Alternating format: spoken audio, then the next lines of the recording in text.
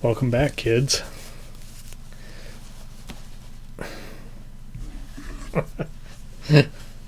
We'll talk about my drink later. I don't even know why I put that on, because I got to work my phone. Gesture with this hand. Actually, we'll hold my phone with this hand.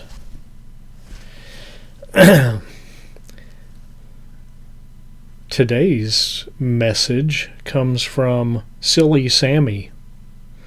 Hi, Murphy. Well, I'm Silly Sammy, and I think you're cute. I'm a clown girl for Jesus. Ain't that a hoot? Oh, I think Sammy's a poet. Your show is really neat, and I think you're just swell, but your potty mouth won't ring the angel's bell. No, probably not. I'm going to clown heaven when I die someday, but until then, on this earth I'll stay. I live in a room, and the walls are soft to type this letter when they took my jacket off. Well, I'll believe that. I'm 49 years old and I don't have a ring. If you write me back, it would make my clown heart sing. You look very handsome and very clown brave, and when we get married, I'll be your clown slave. Wow. Y'all know I've been married 5 times, right? Okay.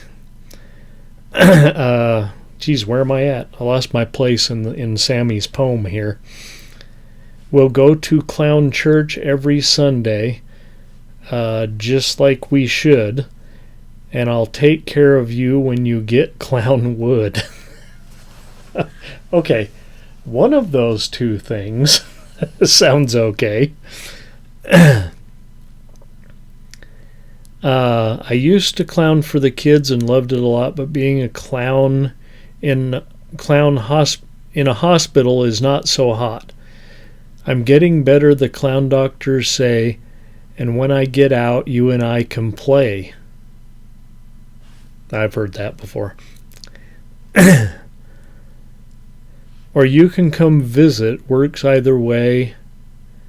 I love you so much with all of my clown heart. Your eyes are so dreamy, and that's the best part. Let's do love, 'cause that's right and pure, and pretty soon we'll make clown babies for sure. Okay, you're 49 and I'm 57. Aren't we getting a little bit long in the tooth to be having babies? Maybe? Please be mine with all your heart. I'll love you forever, and that's the best part. I have to go now. It's time for my med, but I'll dream of you when they strap me to my bed. Love you more than Xmas jammies. Yours forever, Silly Sammy. Are you ready for the show? Are you ready, Sammy? Do you get the show in the institution there? Let's go.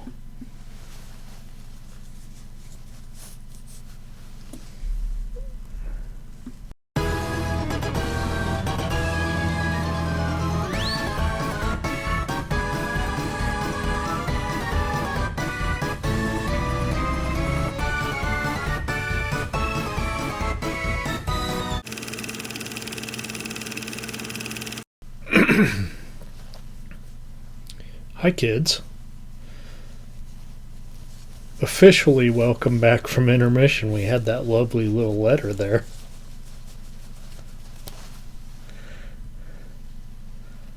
But now I have her new drink.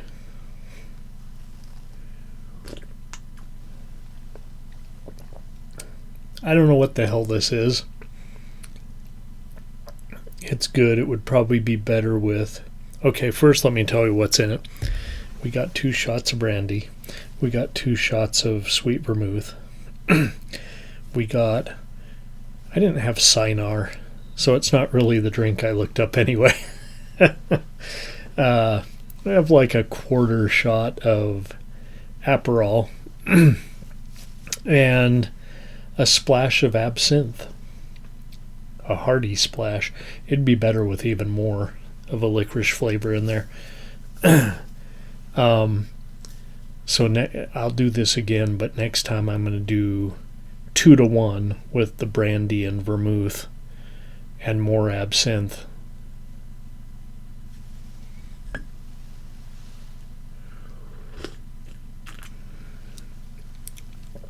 I'd say maybe I hallucinate, but that's a myth. Okay, welcome back, part 2. Going back to prehistoric times.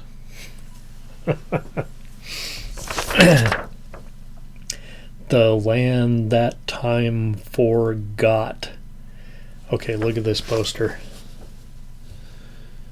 The dinosaurs and I believe cavemen, and look at that. There's a pterodactyl up there, and why is that T-Rex under the water? Or is that an Allosaurus? I don't know. Yeah.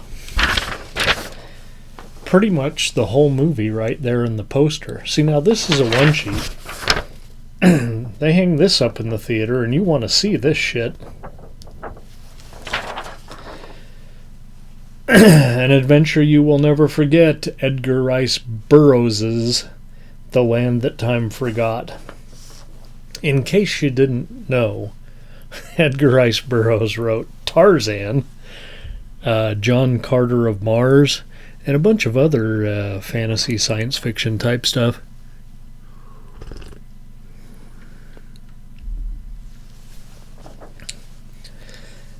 We got Doug McClure, we got John McHenry, Susan Penhaligon? What kind of name is that? Never seen that before. But yeah, this is kind of bigger budget, I guess. Well, I don't know. For the 70s. It's not that big budget. Well, look at that. That landed right on top of this. This is 1975, well, 74, 75. Land Associates, American International. That was kind of big budget back then. Directed by Kevin Connor. I don't know who that is, so. Okay.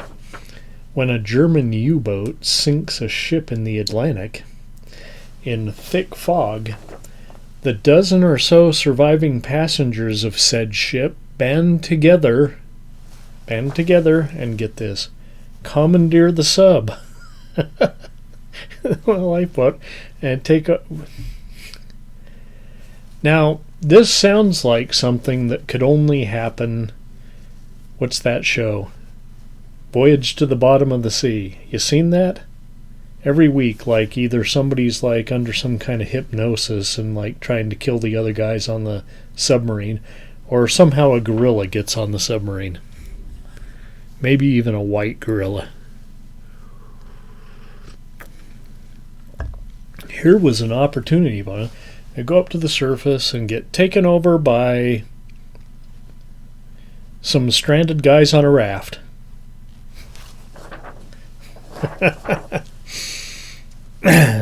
Guys and gals on a raft, I should say.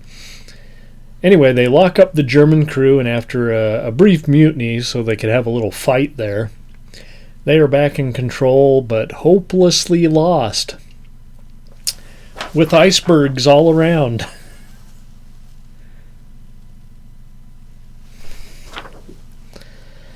The only land ahead is a treacherous stretch of coast the German captain has only heard of in legend.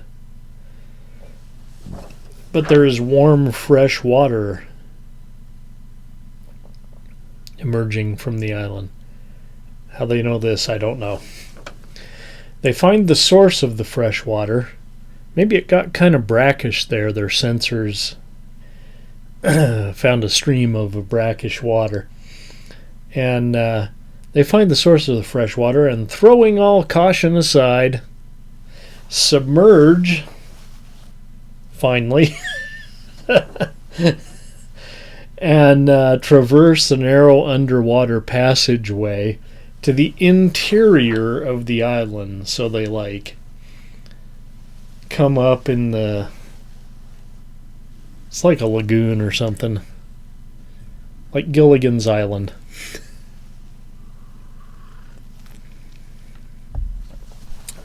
Ooh, that's good. I'm going to have another one of those while I'm editing. What do they find there? Well, dinosaurs, of course. There's dinosaurs. Needing fuel for their ship, they set out on land to find any possible source. A local caveman, yeah. Remember, this is Hollywood now. We got cavemen and dinosaurs at the same time. So it's not just the land of the lost, like land of the, the land that time forgot, but the land that science forgot as well. A local caveman, I believe his name was Ohm, after some initial trepidation, leads them to some crude oil. Okay.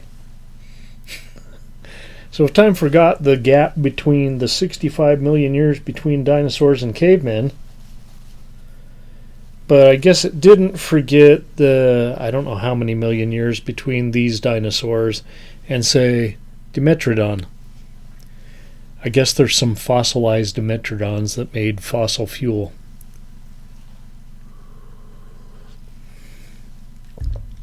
Turned into fossil fuel. Crude oil. Within a day or two, I'm not kidding, within a day or two, they've built this massive fort and a makeshift oil refinery out of logs and barrels. The biologist lady that they have with them finds that the further north they go, hey, well, maybe this biologist lady could explain to me how there was crude oil if the dinosaurs are still alive. The further north one goes on the island, the more biology changes, but before she can get to the root of the discovery, all hell breaks loose. You know what it's going to be, right? It's a volcano. Blows it sky high. They force the crew to pack up their fuel and split, leaving our handsome leading man and the biologist behind. They watch in horror as the sub is destroyed by big chunks of rock falling out of the sky, maybe lava, I don't know. Then, well, it is kind of beautiful, and, we're here alone and all. Let's snuggle under this tree and watch everybody die. Resign themselves to life on the island. Yeah. So we're kind of like back to Adam and Eve in this little part of the world. All right. What do we got here? Nearly 30 years after Unknown Island, which might still be in the bucket. I got Mysterious Island. I don't think I've done Unknown Island yet. It might still be in the bucket. But nearly 30 years after Unknown Island, and still the same shitty effects. Obviously toy boats. Flying plastic pterodactyls as rigid as steel. Like a kite flying through the air. Their wings don't even move. Rodan might have been like that at first. With jet engine noises. His wings didn't flap. Foam rubber allosaurs that change shape from scene to scene. Like they don't look like the same dinosaur from scene to scene. Now, there were a couple other movies that I have covered, and I think that they used footage from different movies that kind of like blended together. Like, they might not look the same because maybe they borrowed some footage. I don't know. It is more colorful than Unknown Island, and for that matter, much more colorful than Voyage to the Prehistoric Planet, although that wouldn't be hard. Literally more colorful. Other than that, it's the same old story. They just shot it in color in the 70s with some 70s actors. Same old shit. And once again, tonight we have a One Ring movie. The Land That Time Forgot 1. Now, my bucket's kind of jacked up. Look at this. So, I realized that not every movie I reviewed made it in the book to make it in the bucket. So I had to like inventory. So I'll tell you what we're going to do. I don't even know if I need to get Monkey for this. They're all still in a plastic bag here. So well, I'll use Monkey so that I don't just grab the first thing I see. Monkey. Look how, see, Monkey looks good on this new camera. I want this one right. I don't want to mess this up too bad because, look at that. Because I actually have to go through it again.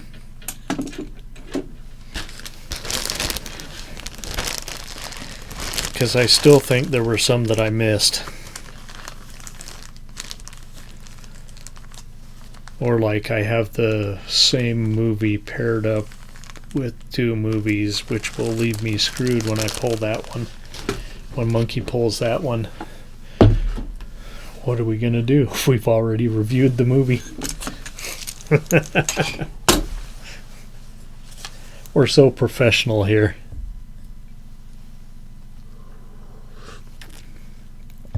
Okay, next week. Oh, we have a threefer.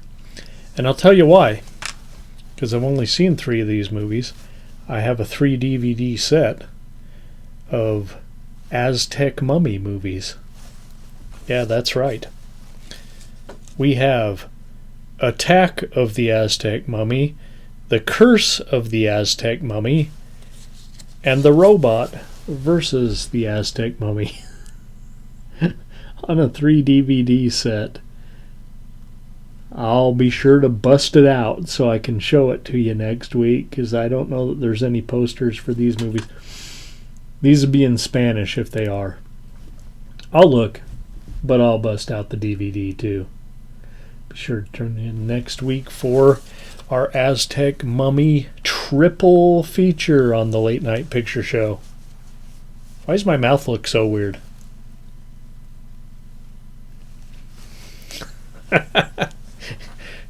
It's this new camera. It shows like every freaky thing about me. Look at my teeth.